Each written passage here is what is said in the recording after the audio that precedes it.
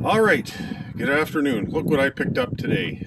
Okay, so this is a Delta Rockwell unisaw.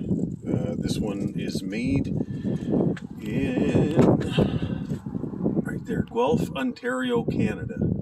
So not far from where I am here. This is kind of the mainstay of the woodworking industry for years. They've gone out of fashion because of CNC, of course. But anyways, my thoughts are trying to come up with a way to build a workshop without hardly spending any kind of money. So anyways, I picked this up for $270 today. And it wasn't assembled, of course. So what I have is I've got the saw base. It's got a magnetic starter, horse and a half single phase motor on here. It has a decent blade that I would never use, but all the parts are here, especially things like this right here, these little knobs, because if you have to buy these separate, very expensive. Plus, all the bits and pieces work. It tilts. The mechanism is obviously a bit rough, but for the most part, it's good. 3 V-belt design here. Now, I noticed that if you look here, you see this right there? There's supposed to be a bolt that goes into here that locks this whole thing in here, and it's pivoted off of this point. So you set the tension, you put the belts on, drop it down, and then once the tension's set, you lock that nut, that bolt in place right there. Anyways, what I think they've done is they put belts on here, but I bet you they're an inch too small. So this thing needs to drop down just a little bit. So anyways, there's the plate on there. Very basic motor. Those are great motors. 10 amps. It'll do 99% of the work you're doing. If you're doing a lot of resawing and cutting, yeah, maybe not so much. But anyways, here's the top. Just a bit of surface rust on it. But it came with this really nice Excalibur T-square fence here, and these are actually, once you get these things working, they are just slick. They just move beautifully. So, and then here's the extension table that came with it. It has I think it says all together 53 inches of rip capacity, which means basically 4 feet is what you can do with that. But here's the thing, $270 I paid for this. And the guy was really nice guy, and he gave me this this Delta air cleaner. Came with it. It's even got a chooch meter on here to tell you if it's full or not. Anyways, let's open this up and take a boo. Come on. Go. Yeah, she's a little dirty inside there. But I figure I'll blow that out and see what happens. Looks like just another removable filter. Oh, I see. Oh, that's interesting. It's kind of like a bag. Anyways, that'll get blown out. Just put that over there. It also came with this tenoning jig. I've never had one of these. In all honesty, I don't see the real practical use for this, but I imagine people use them and like them. I've never used one, so I can't say anything. But here, this is really nice. He threw in a dado set. Look at that. Hardly used. If it got used on a few things, like, I would be super surprised. But look at the teeth on that sucker. So this one's good for melamine with the kind of cut that it has on there. But you buy these things, it's $350. This Delta air cleaner, if you bought it new, anywhere from $250 to $350. It's a 3-speed. You used to have a remote that must have worked there, but don't have the remote. Anyways, I'm going to plug this in and find out if it works. Okay, plug it in, turn it on, nothing. Okay, let's see, on, 10, timer. Well, this will have to work on. So maybe that doesn't work, who knows. Okay, but that being said, I think I'm doing just fine here with this. I'm quite happy with what I got. These are just absolutely fabulous saws. I can't say enough about them. If you're ever in the market for a table saw, these things are good because all the trunnions and everything are mounted to the cabinet. If you were to buy those hybrid saws, they're mounted to the top. And especially those contractor ones, those 10-inch contractor ones, they're awful. And the vibration is considerably more. But these things right here, yeah, you just can't go wrong with them. And at 10 amps, it will do, like I said, 99% of all the cutting you're going to do without batting an eye. And these old motors were actually really, really, really good. Anyways, so this will be a cleanup and see what happens. Get some new belts. I want to check out the bearings, make sure that they're working fine. So I'll get a test run once I get this thing ready to be wired up. Anyways, later. Okay, welcome back. Just brought it into the shop here. I had right up there an outlet. Yes, I need to put the plate on there. I never did. I will. Anywho, okay, let's give her a go. See how she works.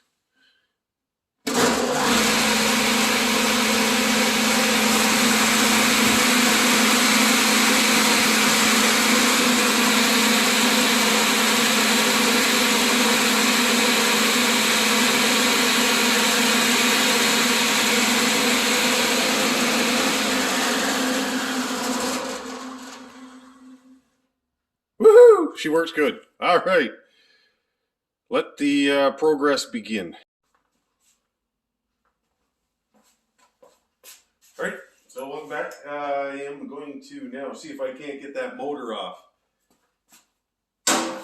Now, with these belts being the way that they are, I can't lift this motor up enough to release the tension off of this thing. So somehow I've got to get this this little pin out of here, and this pin has a little clip right there on both sides. So I'm hoping that if I can get the other pin out the other side, then I can drift this thing out either by tapping it out.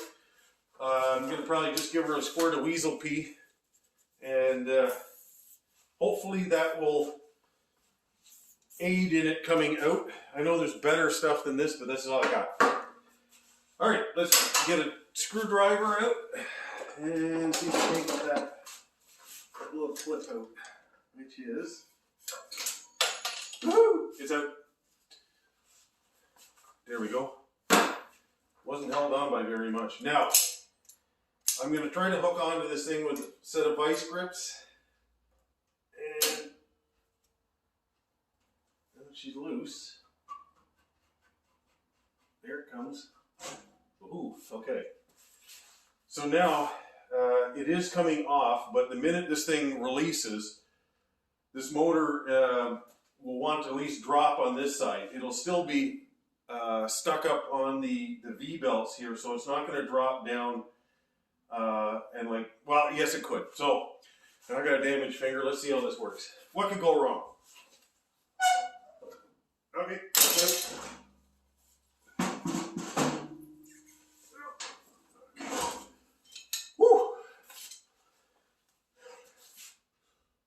That wasn't bad. That was way easier than I thought. Cool. Okay. So a couple of things. This thing has been sitting outside for a little bit. Not for very long. Maybe a couple of months. But those things can usually do a number on things like bearings and especially in motors and so on like that. So far when I ran the saw, just hooked it up a little bit ago, it was running fine. I don't think this saw has had much use, and I'm going to tell you why. If you ever buy a saw, always look at your nuts. Anyways, look at this one. It's not rounded over, or it's actually in really good shape. So you can see where it, you know, if it had a a lot of marks on it where, you know, you got a pair of pliers and it slipped off or whatever. Anyways, this looks like my nuts are good. All right. So these 3 V-belts, you know, even though they're still good, they're the wrong size. Oh, and no, they are not good. Look at that. So that one's no good. This one still has some life in it. And so does this one. But no good. There we are. Okay. We'll get new ones. And a couple of little things. This thing's dented a bit, but on the whole, it's pretty good. So I'm going to get this unhooked from the motor, or sorry, from the switch, and that way I can pull that out. I am not going to disconnect any of this trunnion work or anything like that. I'm just going to blow it off, clean it out, and lube the whole thing. And that's it. Like, I don't need to take this whole thing apart. I just want to make sure that everything's working properly as far as the mechanicals work. And with having the top off, you can make sure. Plus, you can lube all of the parts that move. When the top is on, sorry, it creates that much more problem because you don't have really good access to it. So right now, that's what I'm going to do. Make sure everything's working fine. All right.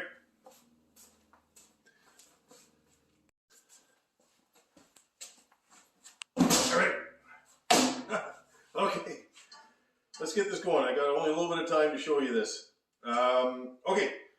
So this is a table saw I've been working on. I bought this a couple of months ago. Got a great deal on it. And so I had it disassembled. I took the top off. I cleaned everything up. I repainted the cabinet, got the electrics working on it, cleaned the motor. And so now I want to put the top on. Here's the most important thing when you're putting the top on is you have to get the blade parallel with your guides. I'm not talking close enough. No, it has to be 100%. Like, there's no forgiveness in this. So what I do, I lay the top back onto the cabinet. I looked underneath so that the bolt holes were, there was plate inside, like all the way around. I put the bolts in, hand tighten them in. And so when I do that, that basically puts this thing roughly in position. So on a quick measurement, now here's what I do. Here's the other thing, is I take a saw blade that's a very, doesn't have many teeth to it. This thing's like 24 teeth for the whole blade. It's also a thick one, it's 1/8. But what I want is, I want to be able to put my straight edge along the blade without touching the teeth. I want it to be touching the metal of the blade. In doing so, then I can get a parallel measurement, right? So it's not going this way or that way. I can put it right tight to the blade, like so. And now, with my tape measure, I can just take a measurement. 5 5/8, 5 5/8. So I've already positioned this, but basically what I did was, if I needed to move it, I just take the dead blow hammer and just give it a shot, either this way or that way, and you can just move the thing, and it just moves it just a fraction, just enough to get everything in alignment. So then, that is the quickest and roughest way to do it. So you go, okay, so 7 5/8, hook on, 7 5/8. Well, you'd say, yeah, this thing has maybe a bit of play to it. It's not the most accurate. Take a square, line it up, put it right tight to here. Go to here. There we go. See, we're still a little bit off.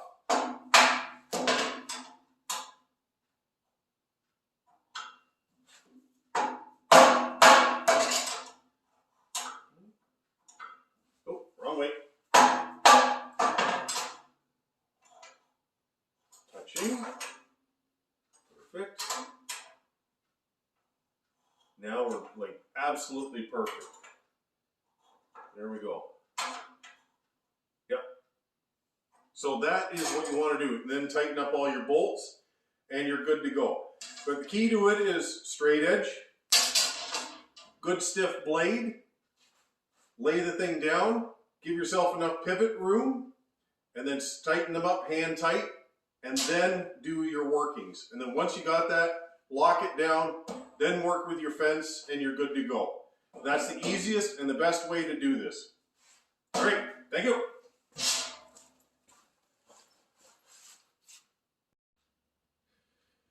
All right, I just want to quickly show you something here. This is how you would fasten your top, or actually your extension, onto your top here. Is how do you get these things level? Well, the best way to do is get a level, well actually a straight edge. You just want a straight edge in the sense you want something that's going to span the distance from the top all the way to the end there to pick it up. And all I do is I just clamp it down on these spots, and then get a larger clamp to hold it down onto, and it makes everything parallel. So right here, everything is nice and parallel across the top there. Next thing I want to do is check my height here. I want my 1/2 inch space right there. And then I want it 1/2 inch all the way across here, like that. So that's what I've got. And then I can put, there's a series of holes here, and I can screw into them. I'm probably going to get a little bit bigger of a screw, maybe a number 12 or something like that, and put it in there, or even a 1/4 inch bolt or something like that. But this is kind of what I want to do. But biggest thing first is make your rail parallel. The other thing is make sure that this top is the same width as this here. It has to be exactly the same, because if it pinches in or out, it'll throw this rail right here off, and then you're going to have a serious problem. So this fence system by Excalibur, it's a really good fence, but man, is it ever difficult to get everything working properly. Like so far, everything's been working fine, but the fine tuning on this thing is, we're talking in the thousands. So it's not as easy as you think. So anyways, this is how I've done this many times with different fences.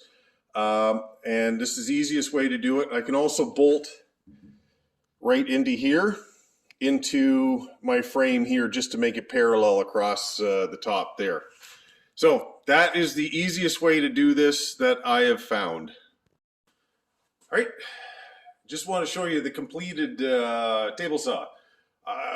I started this probably about 6 months ago, and I've just been doing it kind of just whenever I get a free moment. I work on it.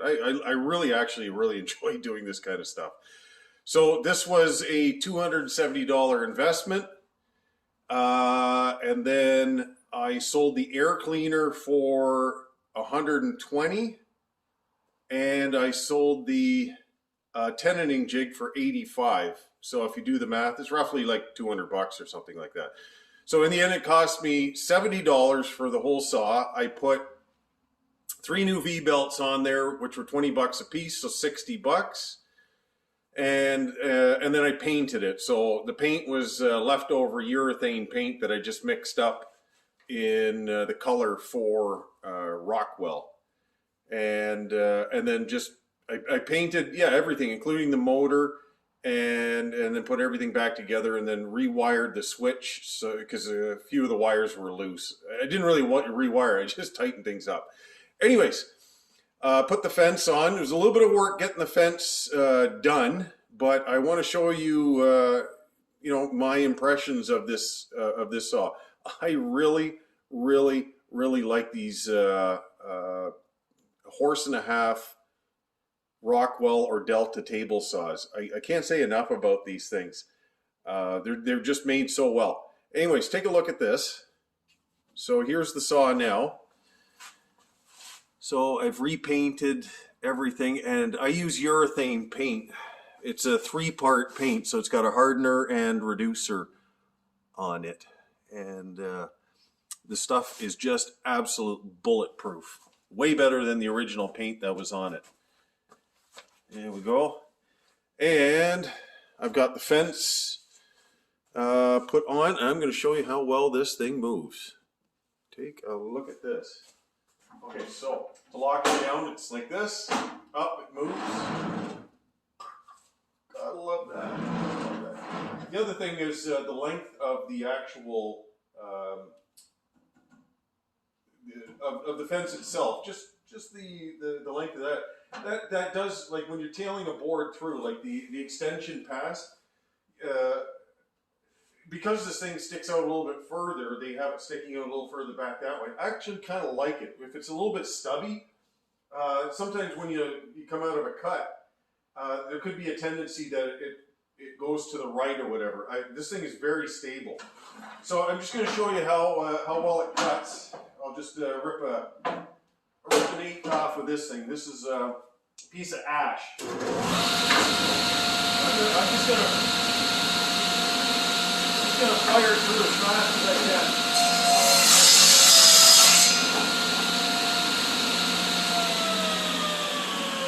Check that out. You can tell, like, that thing hardly had a problem ripping through that. I've even resawed stuff with this thing, and it works. There's another cabinet saw here that I'm actually refurbishing as well, and it's listed as a 3-horse motor, but it's listed, I think, at 12.4 amps. This is 10 amps on here, so they're pretty close. They say it's 1.5 horses, but if I go by the statistics of what they have on motors, this thing should actually be a 2-horse as opposed to 1.5 horses. If somebody knows better about this kind of stuff than I do, because some of these contractor saws that you buy, they're listed at like 8 amps and they call them 2-horse, and there's no possible way. And like, they have not the same power as this motor here. This thing's just fabulous. So if you ever get one of these fences, they do work good. The tolerances are very, very tight. Like, I was just tweaking it just slightly, and it would tighten up so that you wouldn't be able to move it. You back it off, and then it would, yeah, it's just so slight on there. But I can't say enough about that. And I've got the cursor set up nicely, so if I want 5 inches, put it down at 5. The other thing is that cursor, it's right above the tape measure that's here, like within about 1/16 of an inch. And this way it gives you a really good opportunity to get an accurate measurement, because even when you're looking down one way or the other like this, you're always going to be on that line because it's not shifting. If it's up high, you have to look straight down on it this way to get an accurate measurement. So this one, when you're looking down, is great, but even on the side, it doesn't deflect that much because it's just riding just above it. So kudos to them for doing this. I don't think they make these things anymore, which is a bit of a shame because they are excellent fences. But yeah, this thing, I love it. If I didn't have the General, I'd keep it. This is going to be one of the hardest saws that I have to actually let go. Like when I sell this, it'll be, you have buyer's remorse. This will be seller's remorse. But I got no place to put it. And what am I going to do with it? I have another one over here. I got one there, and I got to fix this one. So I got to do something with it. But I'm going to put these head to head with each other. I've got the General. I've got a Taiwanese version of this, and I've got a newer version of the Delta over here, which is a 3-horse. And I'm going to split some red oak, and I'm going to resaw on these, and I'm going to see how they handle it and see which one's the best. And because I bet you, pound for pound, I bet you this thing's going to come out just as good as any of the other ones for resawing, and it's going to only be at 10 amps. So anyways, thanks for watching.